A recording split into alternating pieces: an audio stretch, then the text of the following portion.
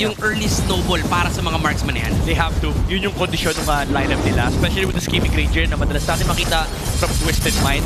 And I also think na itong Franco, yung sinasabi ni Womi kanina, ito yung substitute nila para sa Kalea.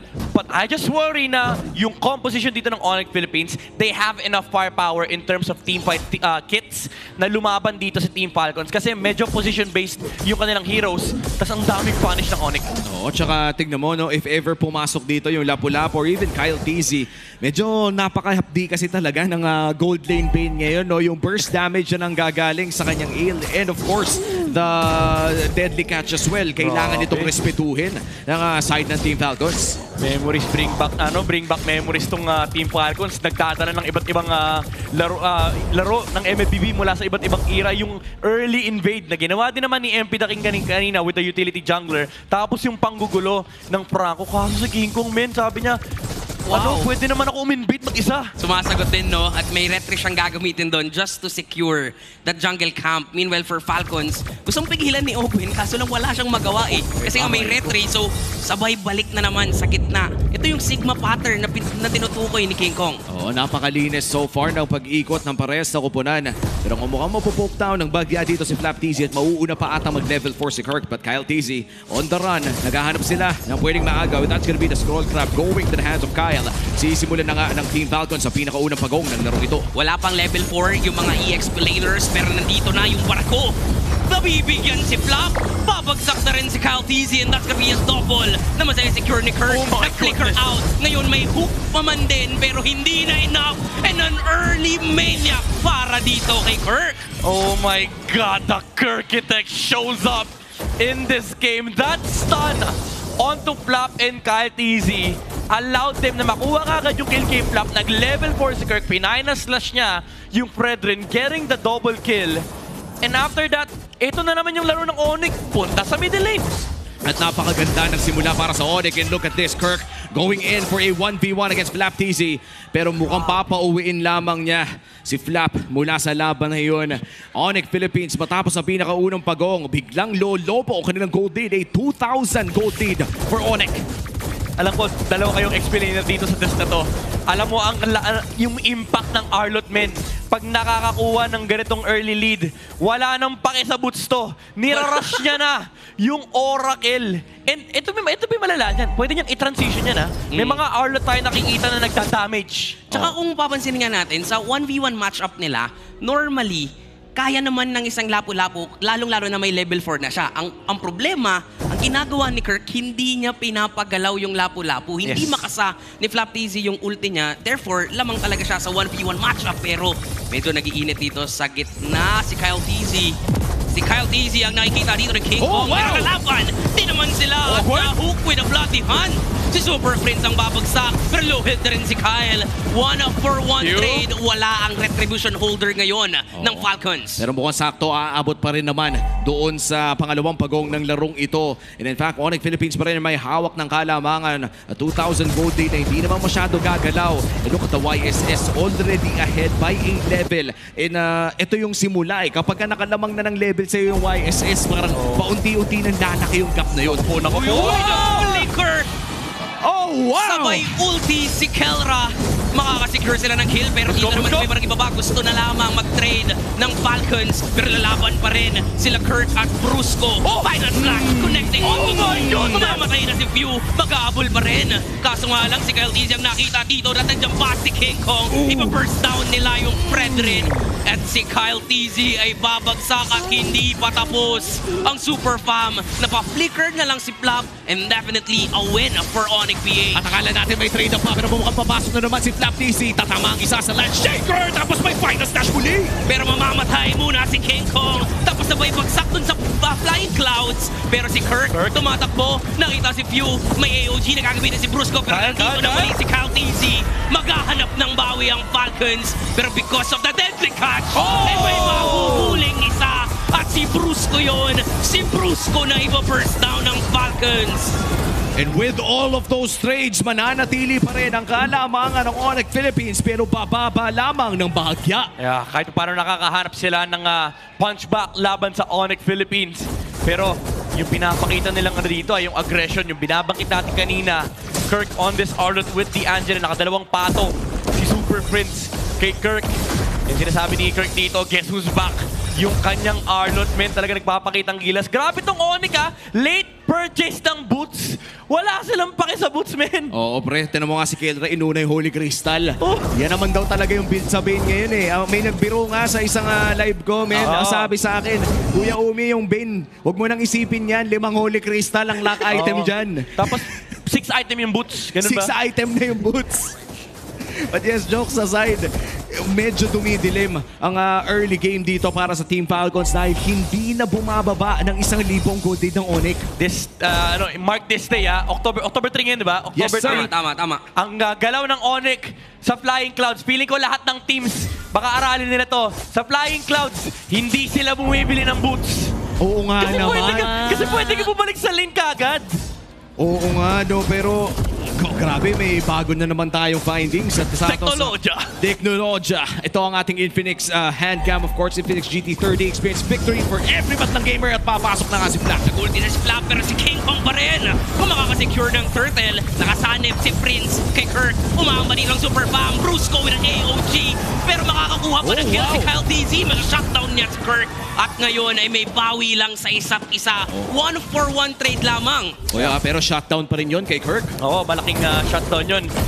Lalo yung streak nakuha mula doon sa Arlott. And maganda yung punish na ginawa dito ni Ogwen, no? Yung deadly Bloody Hunt pala. Ang dami kasing deadly tsaka bloody eh.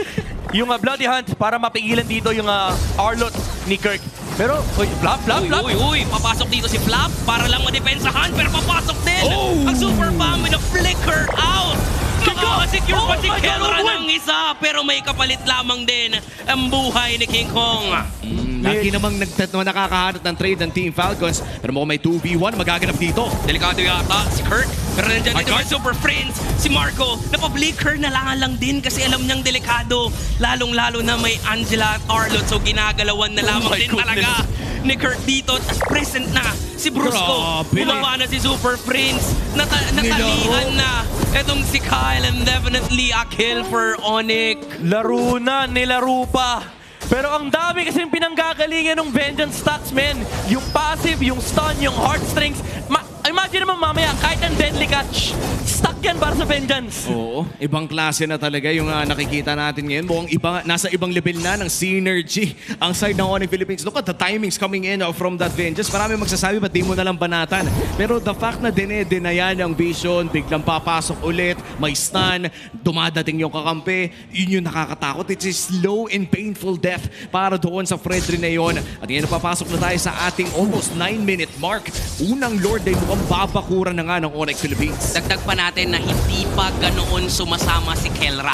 Diba? What more sa 5v5 na kung saan madidisrupt talaga yung formation ng Falcons. Yeah. May condition pa naman dito yung Falcons. Meron silang bypass with the lapu-lapu. Kaya matalunan yung YSS. And then, here comes the hook mula kay Ogwen. Hook sabay Bloody Hunt, tina-try first down. Si Brusco pero doon yung final slash para kahit pa paano ipigilan ang aggression ng Falcons pero maiipit. Ngayon si Kirk, may AOG na gagamitin si Brusco dahil sinalba siya nung kaibigan niya kanina. Babawi lang siya para sa tropa. Pinato na lahat. May kasama pang Torre Par. Pero hindi bumagsak yung gatot katsang may Angela. Iba talaga ang nagagawa ng pag-ibig kapag may Angela. Oo, yun yung mahirap dito sa composition ng Team Falcons. Ang daming counterplay na pwedeng lumabas mula sa Onyx. Yung pagmamahala ng pamilya, ng super family, yung gusto nilang iligtas yung isa't isa, pero may nahuli na naman. At first down ang gagawin ng Falcons. What a beautiful pick-off mula dito sa Falcons. Maliit na kalamangan para sa Falcons during this Lord take. Ibibigay na kaya ito. Oh! May hook na naman! Si Kirk naman ang nakita ngayon pero may final cartoon sa likuran. Iba first down, maghahabol pa rin si Kirk kasi alam niya nandito naman Super Friends. Kyle DZ with the Lord take at hindi pa rin tapos yung laban. Na hook ni Ogwen, na kill ni Kyle. Pabor pa rin talaga sa Falcons yan. 3 out of 3 hooks mula kay Ogwen. Tumama, manifesting the positive energy para sa Team Falcons and they're fighting. Onyx Philippines, isa-isa yung pick-off. Yun yung sinasabi natin kanina, may pick-off capacity yung Team Falcons. and binigla nila yung Onyx. Nung una naka-ready si Super Prince, yung pangalawa, hindi na kayang isalba ng pag-ibig ni Super Prince. Oy, isa lang naman kasi pwede mong mahalin. Pa-isa-isa lang, kahit every 10 seconds ay meron kang pwedeng mahalin. Hindi rin naman pwedeng every 5. Brusco, With a play. Uy, nag-flicker in! Si Ogwen sa may Bloody Hand, pero ganun my din, may goodness. play din. Ang Onyx sa likuran, may final touch pa dito. Buhay pa rin si Brusco. AOG, Few with a flicker. Makakatakas lang din naman sa free hit, pero nakita siya sa likuran ni Kurt. At si King Kong ay present na. Gagamitin pa yung Appraiser's Rod, pero kailangan na yatang lumayo ng Falcons kasi kulang na yung damage output nila ngayon. Ganda ng flank ni King Kong doon sa likod. Yes, yung nakita niya nga angulo and pati na rin yung entry na nakita ni Kirk. Especially with the AOG coming out from Brusco. Pero yung range, ito yung problema ng Onyx Philippines. They have to close the range against the Granger. Wala sila masyadong bypass dito, gatot catcha lang, and maybe the flicker from the Arlot. Pero ang daming isang frontline, yung Fred rin din nagiging problema na. Si Kirk. So, natatakot kasi ako, sumisilip ng ganun si Kirk eh. Naghaharap ng angulo eh, nilabas yung protractor eh. Iba kasi talaga yung mga silip ni Kirk. Alam mong may balak mang final slash, may balak na pumasok. Oo. But here comes the play coming in from Team Falcons. Bukas sila naman ang susubok na makahanap ng objektibo dito sa loob ng jungle ng Onyx Philippines. At mukhang ibibigay yata ito ng Onyx Philippines. Retribution however is used para dito kay Kyle TZ. At go grupo-grupo na nga ang Team Falcons. Hindi na pwedeng pa isa-isa sa mga side lane. Alam mo yung maganda naman na ginagawa dito ng Falcons? Once merong hook na kumokonekta mula kay Ogwen, kahit sino, itatry nilang i-burst down eh. Yes. Ano eh, yung idea din na yung hindi lang yung burst eh, pero may naka-zone sa likod, nakatingin si Flap, naka-ready yung traction pulse mula kay Few, and yung stun din nire-reserva para sa mga respo na manggagaling mula sa Onyx. Wait lang, si Kirk sisilip dito. Pero hindi pa rin yata nila itutuloy, lalong-lalo na 30 seconds magkakaroon ng Lord. Mukhang kakalma muna ang Land of Dawn. Wow! Si Brusco sabay kinagat! Pero dahil nakasanib si Super Prince, siya na mismo nag-decide, sorry Brusco. Uy, isa pa! Nakita, pero meron pa isang hook na naman! At si Kelra pa ang nakita nila. 2 hooks at 2 kills ang makikita at makukuha ngayon ng Team Falcons. And this might just be the Franco game that saves the franchise. Ogwen on fire dito sa kanyang Franco pickup ngayon.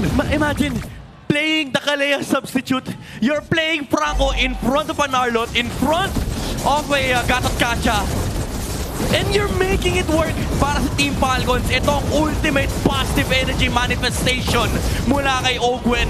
Yung mga pick-offs na super clear, kailangan makuha nila. Ito yung mga win condition, and nabibigay ni Ogwen lahat. Alam mo yung malupit? Parang ang hirap-hirap naman talaga mang-hook sa Franco, pero pinapamukha ni Ogwen na madali lang. Oo. Hook ka lang, may mangingis na, may makukuha kang ista dyan.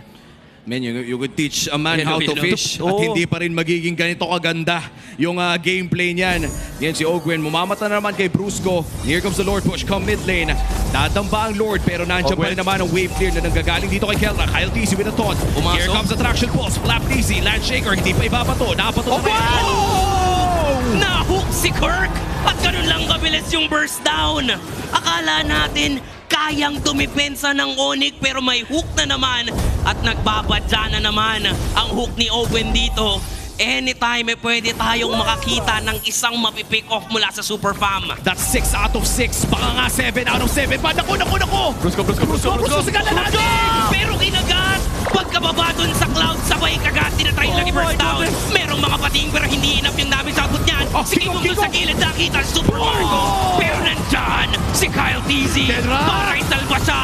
At nandito na, isa-isa nang lumilipad ang Falcons ngayon. Tatlo ang dedepensa at mukhang may gusto pa sa top wave ang side ng Team Falcons holding a 2,000 gold lead, the largest that they've had yet. Pero hindi nagmamatter yun. Dalawa ang dedepensa, hindi tatlo para sa Onyx Philippines. Ready pa rin naman yung sanib dito ni Super Prince pero papasok na si Kyle. May hupang makukuha dun sa likuran. And that is gonna be it. Si Prince na lang ang matitira at buhay na buhay pa rin ang Falcons. 12 out of 12 hooks.